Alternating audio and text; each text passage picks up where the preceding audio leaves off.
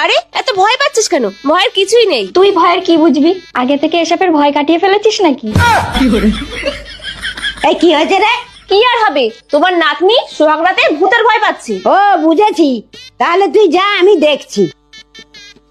এই রে, ফুলসজ্জা যেখানে থেমে যাবে সেখানে একটু জোর করে কথা বল। তারপরে কি করতে হবে আমি বাইরে থেকে সব বলে দিব। এই যা, এখন যা। নাচ জামাই ভিতরে আছে, কি বলবে তার ঠিক নেই। আরে প্রিয়তমা, তোমার আসতে এত দেরি হলো কেন? আমার কখন থেকে চুলকাচ্ছে।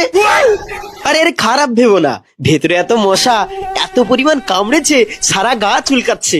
ঠিক আছে, দরজাটা লাগিয়ে আমি মশারিটা টানিয়ে দিচ্ছি। ওরে বাবা রে, মাথাটা গেল রে। ও, আসল জিনিসটাই তো চলে গেছে।